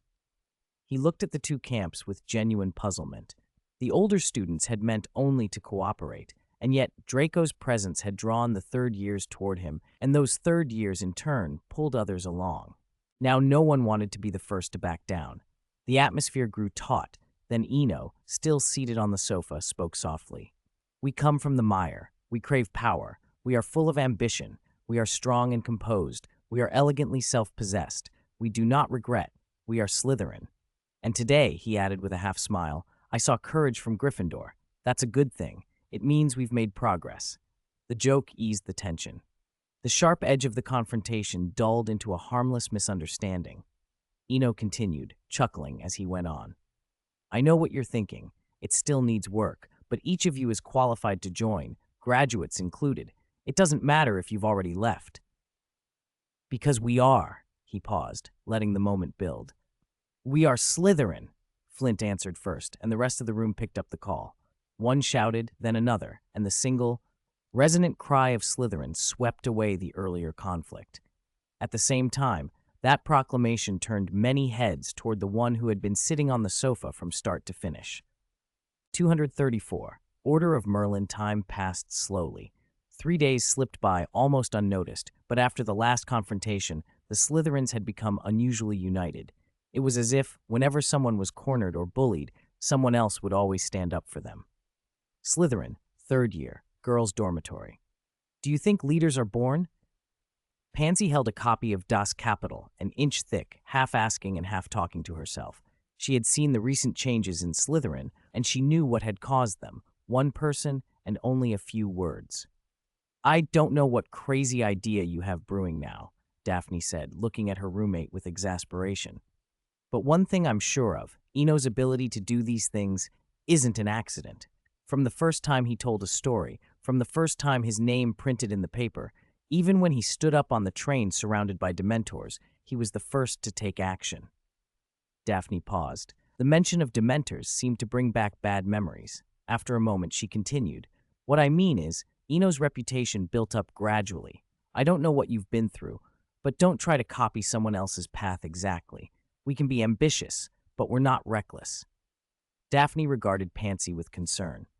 Since the Christmas holiday, Pansy had changed. She seemed to have grown overnight. "Your worries are unnecessary," Pansy said with a bright smile. She knew she had changed, and she didn't think it was a bad thing. Even though the mirror in the trophy room on the fourth-floor corridor was gone, its image stayed vivid in her mind. That mirror had opened a new window for her. The beauty she'd seen in it intoxicated her. At the same time, in the Great Hall, Draco Malfoy strode back and forth with Crabbe and Goyle at his heels, all swagger and self-importance. He looked as if he were surveying prime turf. In truth, he was picking a conspicuous place to put the mirror. With the second mirror's arrival, the dull landscape images had been replaced, and the new story shining from it was hilarious. A valley full of magical animals made of ice and snow, starring a blundering troll and a clever goblin. Even though the footage only lasted a few dozen minutes, it was non-stop comedy. Troll Tom and Goblin Jerry kept everyone laughing. Draco watched the mirror's next scene with interest, but didn't forget his task. He wanted that mirror prominently displayed so everyone could see Slytherin's achievement. It should have been Goyle's duty, but Draco had claimed it. None of that mattered now. He had already caught a glimpse of the two characters, Scarhead and his red-haired sidekick. Goyle, with me. We're going to see Scarhead. Crab, hold the mirror tight. If you break it, you're finished, Draco ordered, then swaggered toward the Gryffindor table. As if on cue, Harry glanced back and saw them approaching. Malfoy, what do you want now? Ron jumped up without thinking and stepped in front of Harry. What do I want? Draco sneered at the red-haired boy. I'm here to open your eyes, so you don't go through life ignorant, you impoverished Weasley. Once again, one sentence from Draco had been enough to rouse the whole nest. Before Ron could answer, Ginny was on her feet. We may be poor, but we don't need your sneers, you spineless Malfoy. When Ginny moved, Fred and George stopped watching the show and flanked her. Seeing the situation escalate, Crab, who usually pretended to be dim, unexpectedly spoke up in a careful, almost proud voice. This is an alchemical item made by Mr. Swinburne. He calls it a film mirror. You can see entertaining pictures in it. Eno? George and Fred exchanged a look and relaxed a little. In the wizarding world, some names carried real weight. One mention could draw a crowd. Not only the Gryffindors, but Ravenclaw and Hufflepuff students edged closer. The Hufflepuffs, little badgers, pressed forward when they saw Cedric's face, each of them puffing up as if they had powerful backing. Cough! Cough! Draco cleared his throat dramatically as more people gathered. What I'm about to show you is the greatest alchemical item of the century, Ron grunted. He couldn't stand Malfoy's smugness, yet he didn't leave. Instead, he squeezed closer. Look, the film mirror. Draco whipped the velvet cloth away. The 3-foot mirror stood steady on the Great Hall table, held by Crab. The Great Hall buzzed. All the way up to the headmaster's office on the 8th floor, people laughed. The magically altered Tom and Jerry routine had even made Dumbledore laugh aloud. The portraits of former headmasters on the walls boomed with laughter as well. 20 minutes of antics flew by to roaring amusement. When the image finally faded, Dumbledore took off his glasses, wiped his eyes. The moisture from laughing had gathered there, and smiled. Truly wonderful, unbelievable, he exclaimed, still dabbing at his eyes. In that moment, he understood why Eno had been so interested in the Mirror of Erised, and he was impressed that in just over 2 months the boy had done this. Eno, you've surprised me again. Your alchemical talent. Perhaps you should meet someone, Dumbledore said. Do you mean Mr. Flamel? Didn't the Philosopher's Stone get destroyed?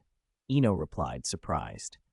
He'd assumed, like most, that Nicholas Flamel had died with the stone's destruction. The Philosopher's Stone was destroyed, true, but a legendary alchemist doesn't vanish so easily. Nicholas has long since been prepared for whatever may come, Dumbledore said thoughtfully. But before that, Dumbledore continued, I have some good news. I intend to apply for the Order of Merlin, 2nd class, on your behalf. Wizards haven't seen real innovation in a long time. The film mirror, Professor, Eno said, a small smile on his face. Yes, the film mirror. Wizards need to broaden their horizons, Dumbledore added, voice soft. It was a phrase he savored, and then he nodded slowly. Xiaodi's share for today. Hippocampus, British Ministry of Magic, classification level XXX. Origin and distribution. The hippocampus is a large beast native to Greece, commonly found in the Mediterranean Sea. Appearance characteristics. The hippocampus has the head and forequarters of a horse and the tail and hindquarters of a fish. Hippocampus eggs are very large and translucent. Through them, you can see the small hippocampi inside. Chapter 235, Hogwarts Director Candidate. The 8th floor of the castle, the most private room at Hogwarts. When Dumbledore finally nodded, Eno let out a long, involuntary sigh. He had been quietly afraid the old headmaster might decide otherwise. An orphan, a Slytherin, a talented student who had gathered others for private lessons in his 2nd year. With all those marks against him, if Eno had been in Dumbledore's shoes, he'd at least have taken precautions. There was precedent, and yet Dumbledore's response had been one of trust, mysterious, almost blind trust. It surprised Eno. He wasn't Harry. His choices weren't so simply black and white. Professor, don't you want to say anything more? Eno asked. Say what? Dumbledore raised an eyebrow in mock confusion. Oh, should I hurry you along to finish the next episode of Tom and Jerry? Oh, right, fine. Eno looked away, speechless. The old headmaster was playing coy, and there was nothing to be done. Dumbledore laughed, a warm, full sound. Don't scowl at an old man. What would you have me say? I'm only an old fool. Perhaps I should have taken my curtain call long ago, like in that book you wrote. He tapped a finger, and a pale blue-covered book floated from the shelf, opening as it flew. Eno caught it. The pages fell to the section about Thundersword, Bitter Wheel, and an inscription on a piece of equipment caught his eye. The brighter the light, the shorter the life. Reading the lines, Eno understood Dumbledore's meaning. After a century of activity, the legendary White Wizard might well be tired, burdened. He could sympathize. Yet some things simply couldn't be managed without Dumbledore's involvement. Take Tom, for example. Even if the opponent now played with their hand exposed, if that hand was good enough, if it had the right strength, no one could beat it just by matching openness. Lord Voldemort's known Horcruxes could be neutralized, but there was always the variable of Nagini. A few days earlier, Eno had spent half a day painstakingly retracing the original story's timeline, only to realize that despite all his calculations, one Horcrux still didn't add up. According to the original timeline, Nagini hadn't yet become a Horcrux. Missing one was almost like missing them all. For a wizard like Voldemort, even one reliable Horcrux was enough. If someone could suppress him, it didn't matter how many Horcruxes he had. If they couldn't, even an unencumbered Voldemort was terrifying. 14 years ago was proof enough. Sitting in the headmaster's office, Eno's thoughts drifted as if he'd stepped into Dumbledore's role. A seventh, unknown Horcrux, and one potentially living in the castle, was a sticky problem. It wasn't something that could be cleanly excised or neatly catalogued. Dumbledore remained silent, not breaking Eno's reverie. He looked instead at the mirror with an amused expression, half a smile forming at the corners of his mouth as his gaze moved between the mirror and the portraits of former headmasters. Even at his age, he often looked delightfully impish. Eno noticed that smile and, encouraged, blurted out 3 questions at once. "Professor, I've always wondered, can Tom really do whatever he wants? Just because he's powerful? Are there no other magical creatures on par with the Valley Trolls?" Dumbledore paused, then answered without directly replying to any single query. "Eno, one thing you should know, no one can do whatever they want. Not a troll, not a dragon, not even a phoenix. So trolls aren't the worst of it." His half-moon spectacles reflected a faraway look. "I remember history of magic is one of your strengths. You know that far worse things have appeared in history, creatures that leave people helpless, like the Dementors. But what happened in response?" He let the question hang there, the implication clear. When something truly dangerous arose, people found a counter, like the Patronus charm against Dementors. After leaving the office, Eno walked the castle corridors, the mirror tucked under his arm, letting the conversation replay in his head. Dumbledore's words had made the nature of magic feel oddly like a system of checks and balances. Dementors came, the Patronus arose. When Voldemort reached a certain extreme, prophecies and a savior appeared. It felt as if an invisible rulebook allowed boldness up to a point, and once that line was crossed, something would step in to stop the excess. This wasn't idle speculation. Beyond Harry and Voldemort, recent history offered examples. The Great Fire in Paris that even Nicolas Flamel, long removed from worldly affairs, intervened to halt. Reckless actions ultimately invited consequences, as though some deep, balancing law were at work. Eno continued down the hall, but he didn't feel lonely. Passing students turned when they saw the mirror, then posed with the casual grace of the young and vain, angling themselves until they'd caught what they wanted, a flattering angle, a charming smile. Mostly those were first and second years, and mostly girls. The scene made Eno smile. For a while, he pushed the heavier thoughts aside. He was a student, and he should enjoy the life here. Worrying too far ahead was only a needless burden. By the time he reached the dungeons and turned toward the Slytherin corridor, the cheerful commotion dwindled. On this side of the castle, the students were mostly Slytherins. Hufflepuff occupied the left staircase. The 2 houses treated the stairway as a boundary, splitting the corridor down the middle and keeping to their own sides. After answering the password, Eno slipped into the common room. It was noisy, the mirror the center of attention like a Muggle arcade game. Lower-year students clustered around, never tired of reliving scenes they'd seen before. Maybe I could film something, Eno thought suddenly. Producing interesting video alone would be tough. A reworked Tom and Jerry might be amusing for a spell, but he didn't have the energy to bury himself in long-term creation. He glanced around and saw Draco talking loudly nearby, his roommate, alternately sharp and immature, forever eager to show off. If anyone would jump at the chance to be Hogwarts' headmaster, Draco would probably be the first to accept. 236. A letter 2 months late night. After finishing his projection work in the common room, Draco lugged the mirror back to the dormitory. He strongly disapproved of Eno's casualness. How could such a valuable alchemy tool be left so easily in the castle's great hall, so easily set down in the common room? If it were damaged, they wouldn't even know who did it. Worse, he'd noticed from the start that the Weasley redheads were all interested in the mirror. Not just Scarhead's cronies, but even the two fifth-year twins. The discovery made Draco even more uneasy. He not only moved the mirror in and out each day himself, he'd also arranged for Goyle and Crabbe to take turns standing guard. Eno was carefree and didn't bother with such things. As a friend, Draco felt obliged to do it. Tonight felt different, though. After Draco carried the mirror back to the dormitory, he found Eno staring at him with bright, intent eyes. "Is something wrong?" Eno asked. "I pulled the mirror out of the Great Hall half an hour early today, but people haven't been keeping watch lately." Draco's gaze flickered away. "Nothing's wrong. It's just, I've found you're very suited to this," Eno faltered, searching for a flattering word. "I like to display Slytherin's glory," Draco supplied with a thoughtful lift of his chin. "That's very good," Eno approved, nodding. The phrase was grand enough. "Eno, there's something even more glorious to show off now. Interested?" "Like what?" Draco asked, feigning indifference, though his eyes already glimmered. "You could write and film stories. Replace Tom and Jerry with real people," Eno said, trying to explain filmmaking and the director's role in plain terms a wizard might grasp. The deeper he went, the more Draco's face lit up, as if he'd stumbled onto a new calling.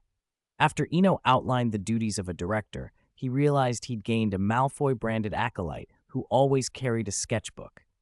Draco began pestering him every day about angles, lighting, set design, and so on. At first, Eno could bluff his way through, but as the questions grew technical, he felt increasingly out of his depth. He'd thought life would settle into this pleasantly strange routine until a sudden letter disturbed the order. "Eno, what did my father say?" Draco asked, curious. Eno set the letter down and didn't hide its contents. The spider farm he'd once dreamed of finally had its paperwork completed by Lucius, after more than 2 months. The Acromantula breeding farm would be on the Brajuni Islands off Croatia. The Brajuni consist of more than a dozen little isles. On Muggle maps there are 14, but on Wizarding maps there seems to be a 15th, an extra island shielded by Muggle-repelling charms where the farm would be hidden. Hearing the approval failed to excite Draco much. He'd found a new passion. The firebolt he'd once yearned for no longer seemed so essential. "How long will you be gone? I haven't even learned scene transitions yet," Draco said, sounding almost reluctant. "A month? Several months? I don't know," Eno admitted after a long pause. He truly couldn't say how long he'd need to stay. As the world's first Acromantula breeding farm, there were countless things to work out. The right habitat, how to safely collect venom, how to feed them responsibly. Only when everything ran smoothly could he relax and expect the dividends. It wouldn't be a short trip. "Eno, why don't we give it up? Let's just focus on filming. There's no reason to waste time on this," Draco blurted suddenly. "Give it up?" Eno looked at him, almost ready to record the suggestion with the mirror and show it to Lucius as an example of Malfoy flippancy. "Do you know how much your father put into this? It's not just a permit from the Croatian Ministry of Magic. Starting a new industry will draw hungry eyes from envious people." "I was only saying." Draco looked away, a little ashamed when he realized how cavalier he'd sounded. Seeing Draco's capriciousness, Eno couldn't help saying a few stern words. At the end of the school year, Draco would be 15. In another era, he might already have a family. If possible, don't give up so easily. It's fine for us to joke about it here in the dorm, but if Uncle Lucius heard you, he'd be very disappointed. Then Eno changed the subject, combining admonition with a reward in classic fashion. I'll leave 2 new mirrors for filming while I'm gone. Use them as much as you like." The offer worked immediately. Draco's sulk vanished. "Leave it to me. You'll see an interesting story when you come back. In any case, I'm not giving up on the Acromantula farm. I'll be there during the summer at least. It's our business." Draco said it with confidence. Eno smiled and nodded at that vitality. He didn't notice that he was beginning to take on a kind of Dumbledore-like pleasure, a genuine satisfaction from watching others grow. On the first weekend after Lucius's letter arrived, Eno reached Hogsmeade early and opened his family fireplace to make a one-way flu connection. Then he settled back on the sitting room sofa and waited. Everything had gone so smoothly, thanks to one green light in particular, his dean's. He still remembered Snape's expression when he'd gone to ask for leave. An initial silence, then a grudging affirmation once Snape realized it was about money, followed by an uncharacteristic lecture about the importance of money in family life. It had felt like a slight character breakdown, but Eno remained grateful. As head of Slytherin, Snape had every right to refuse this leave. Being turned down would have been the reasonable outcome. Instead, Snape agreed and even said he could write if Eno needed anything. "I feel like I'll owe more and more favors," Eno murmured. He watched the orange flames crackle in the fireplace and thought about how to repay the debt. 237. The ultimate fear between life and death, Croatia, Brioni Island.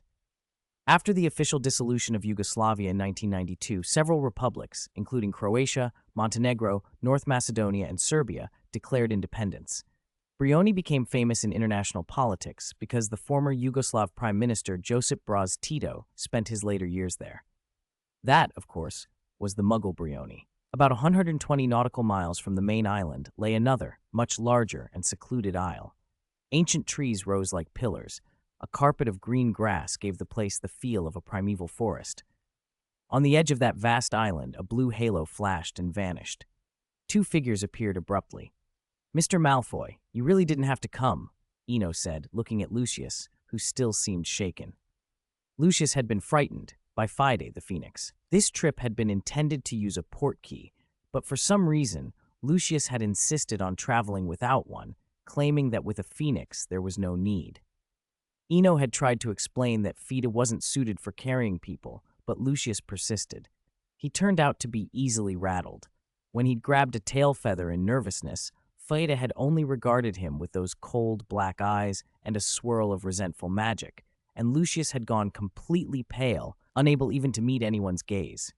The look had reminded him painfully of someone cold and ruthless from 15 years ago, but that, thankfully, was in the past. After a short rest, Lucius steadied himself. He stood up with effort. "I'm fine. I'm much better. You are Draco's friend. I can't let you handle this on your own." He drew his wand. "Mark Manifest," he cried. Orange runes formed a complex sigil and rose into the sky like a small, burning seal. Eno's expression softened as he watched Lucius. "Draco is fortunate to have a father like you," he said. People had flaws, but some qualities still shone through. Lucius's concern for his family was one of them. Over the shoreline, figures on broomsticks appeared, descending toward them. A few minutes later, 3 burly men landed nearby. The middle-aged man in front was smiling from afar. "Esteemed Mr. Malfoy, it's been years since you visited in person. You have no idea how delighted I was to receive your letter," he called. "Long time no see, Darren," Lucius replied calmly, then introduced. "This is Mr. Swinburne, the Malfoy's friend." Darren, the man who had greeted them so warmly, introduced himself in return with unabashed enthusiasm. He was the Dragon Farm manager, a natural socializer, quick with small talk and full of detailed knowledge. In minutes, he had given Eno a precise report: the farm's profitability, the habits and breeding details of various dragon species, the staff's characters. He could answer anything. Eno mentally scored him highly. Darren combined charm with competence. "Darren, let's see the site," Eno said after the brief pleasantries. "Of course, Mr. Swinburne," Darren replied, his gaze flicking toward Lucius as if reminding himself that the farm belonged to the Malfoys. Then he led them across the island by broom. After about 10 minutes, they reached the center, an open plaza ringed with iron railings. Darren pointed to the surrounding enclosures and said modestly, "After receiving notice, I studied Acromantula behavior and set these up." Eno smiled without committing. If acromantulas were that easy to contain, their venom wouldn't be so prohibitively expensive. Lucius, seeing his silence, asked, "Is this not suitable?" "It's not unsuitable," Eno answered, "but it needs improvement." His gaze cut to a large enclosed building nearby, easily 10 meters high. He frowned. "What is that?" Daron's expression turned cautious. "It's for dragon blood collection. Occasionally elderly dragons are slaughtered there." "Blood collection and slaughter?" Eno repeated, shaking his head. "Let's go to the southern jungle first. That's the most suitable habitat for acromantulas." Daron brightened and hurried ahead. He had meant well with the enclosures, and now needed to show that he could adapt and make things right. The others followed without much comment. As the group's attention shifted, Eno pressed his forehead briefly, as if to steady himself. No one noticed the dark, viscous shadow beneath his feet, like a pool of thick ink, shrink and fade noticeably. Passing the dragon slaughterhouse gave him a strange surge of satisfaction, the exact sensation he always felt when a boggart had just fed. The explanation came quickly to him. The enormous terror concentrated around that building, the fear of life ending, the dread of death, had been a rich meal for a boggart. Dragons, as top-tier magical creatures, provoked a level of existential fear far greater than that stirred by acromantulas. The boggart had absorbed that acute terror and was close to overflowing. If it had erupted, everyone nearby, Lucius included, might have been overwhelmed and fainted at best. Worse outcomes were not impossible. At the last instant, Eno forced the boggart back into the shadow under his feet, narrowly averting a catastrophe. Xiaodi's share today: Romanian longhorn origin and distribution. The Romanian longhorn is native to Romania, now the world's most important dragon reserve. Wizards from many countries study these dragons there. Appearance: deep green scales and long, glittering golden horns. Habits: they gore prey with their horns, then roast it with their fire. Abilities and uses: fire breathing. Perhaps only in a tranquil place can one really feel time passing. Everything seems to slow, so you can savor the moments and their meaning. Brioni Island in early May lay green and warm under the noon sun. In the island's center, the dragon farm, the processing plant, occasionally answered the quiet with sharp, rolling roars. Beside it stood a small house of ice and snow, no more than 10 square meters. Its little roof, an austere 45-degree peak, gave the cottage an oddly elegant eastern feel. After lunch, Eno sat quietly outside the door. The residual fear leaking from the processing plant made him shut his eyes for a time. He had been on Brioni Island for almost 2 months. The Acromantula colony had been settled in the dense forest to the island's south, and things were going well. The Acromantula, gregarious and clearly hierarchical, had quickly adapted under the leadership of the first generation of adult spiders. Food and necessities were supplied on schedule. In return, the creatures provided only 2 venom collections per year, and even then, only from the young. Progress had been steady. What fascinated Eno more than any of that was the boggart. Whatever sequence of coincidences had occurred, the current boggart was nearly a different species from the original. Its shape and color had altered, and, more tellingly, it had become an insatiable sink for fear, like a bottomless pit. Once the size of an ink blot, it had swelled to more than 100 times that. Watching its changes had kept him on the island longer than his other duties required. The afternoon was peaceful and warm, but anyone with ocean sense knows how quickly maritime weather can turn. Over 100 nautical miles out, a mass of dark storm clouds rolled in, and in minutes they swallowed the light over Brioni Island. Noon became night. Lightning stitched the sky, and strong sea winds whipped the trees and flags. For a few moments, the whole island felt like it had been dropped into the end of the world. "I wonder if Lucius pays double for working in weather like this," Eno muttered, looking over at the tall, rumbling dragon processing plant. He'd come to expect the farm's low-level dread. The acute edge of it had faded from his senses. The calm broke. The plant's huge wooden door flew open from the inside with a thunderous boom, and a dozen figures spilled out in frantic flight. "Mr. Swinburne, get out of here, quick!" a voice called. It was Daron, waving his wand and shouting over the rising clamor. Roof panels tore away as 5 Romanian longhorns burst out into the storm-slashed sky, celebrating their freedom with great gout after gouts of flame. Under the dark ceiling of clouds, their silhouettes were stark and terrifying. But the Dragon Farm's crew were not ordinary folk. The dozen handlers reacted in seconds. Unconstrained by terrain, they grouped into threes, mounted brooms, and lunged after the escaped beasts. These dragons were old and bound for slaughter. Their strength and fire were no match for a full flight of practiced wizards. After their initial burst of freedom, they grew sluggish. Their flames sputtered. In minutes, the handlers had the situation under control, and re-imprisoning the dragons was only a matter of time. Darren, the farm manager, landed hard and forced himself to bow under his guilt. "I am sorry, sir," he said, every word heavy. "This is my responsibility."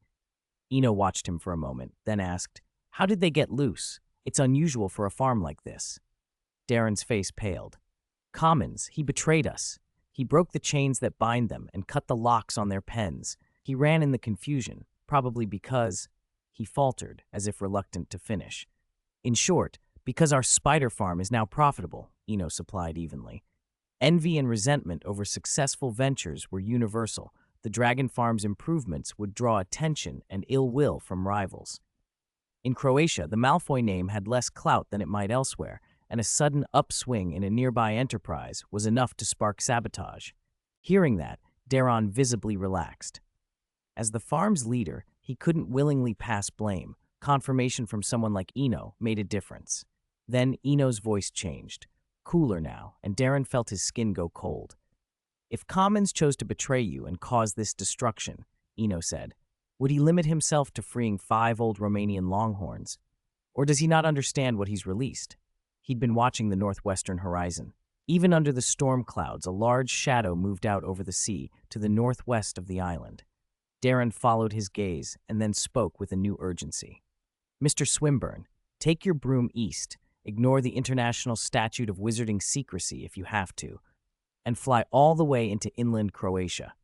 Take the others with you." Darren had abandoned any thought of saving his own skin alone. He knew Eno's position well. Malfoy would compensate for any deaths, but if Eno died here, no one would be safe afterward. As the manager, Darren could run, but he wouldn't leave his crew without orders.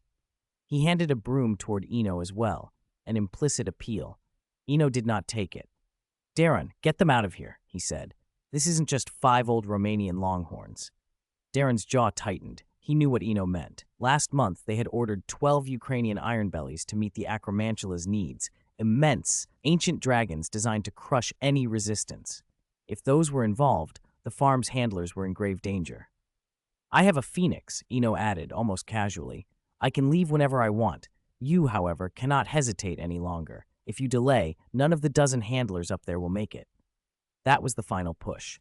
With his face set, Darren mounted his broom without another word and swept up into the storm-dark sky, leading his crew eastward toward inland Croatia.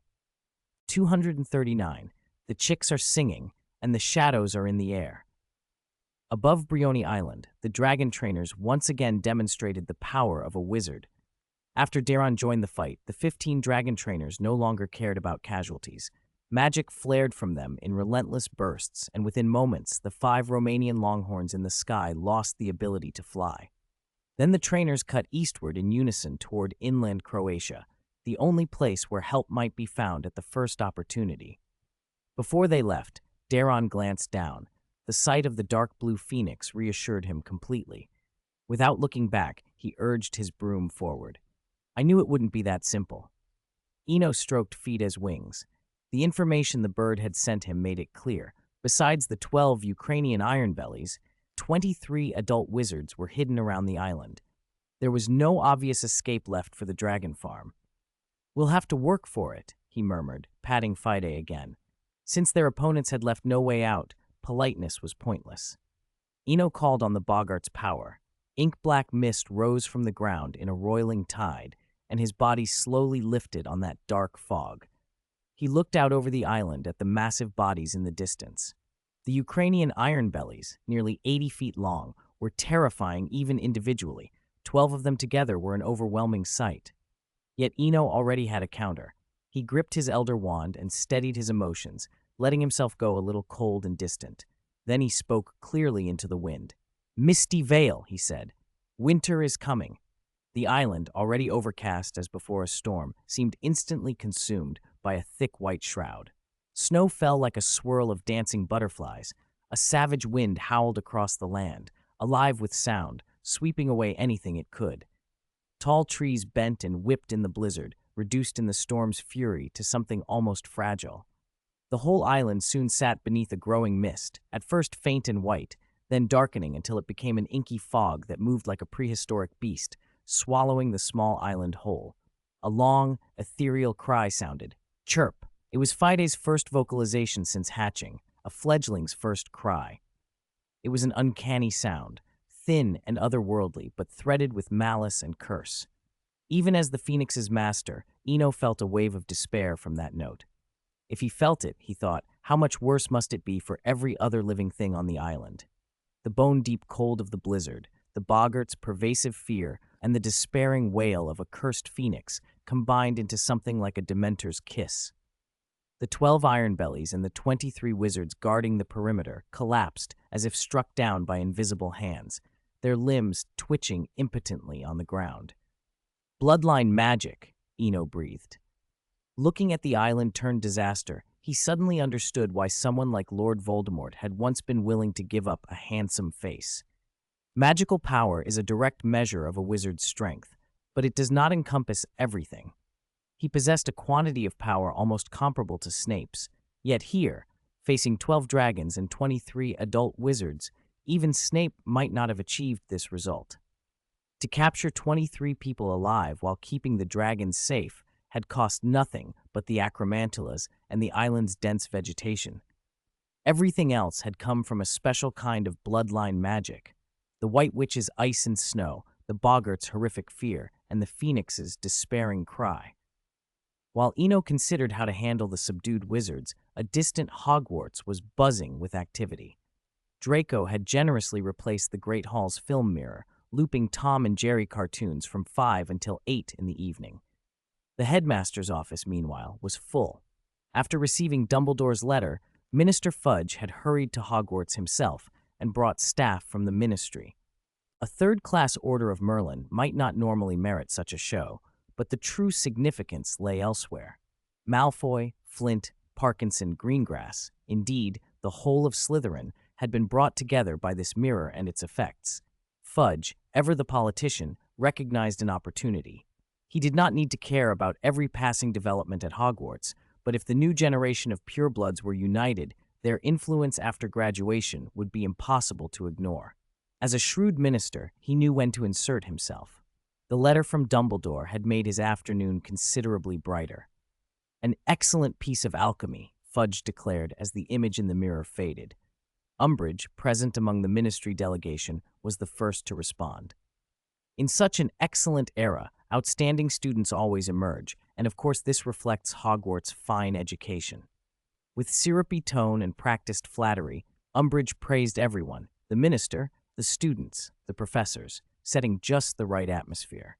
Even Fudge, accustomed as he was to such flattery, allowed a small smile. "I believe this achievement fully warrants a third-class Order of Merlin," he said, adding that he would sign the recommendation himself. Elsewhere on the Quidditch practice pitch outside the castle, Draco's patience was wearing thin. Although it wasn't match day, the lawn was crowded. "Draco, did I do something wrong?" Goyle asked, bewildered, trying to remember what he might have done. Draco said nothing, his face a cold mask like Snape's in potions class.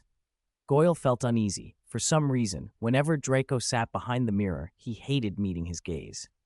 After tens of seconds of silence, Draco exploded.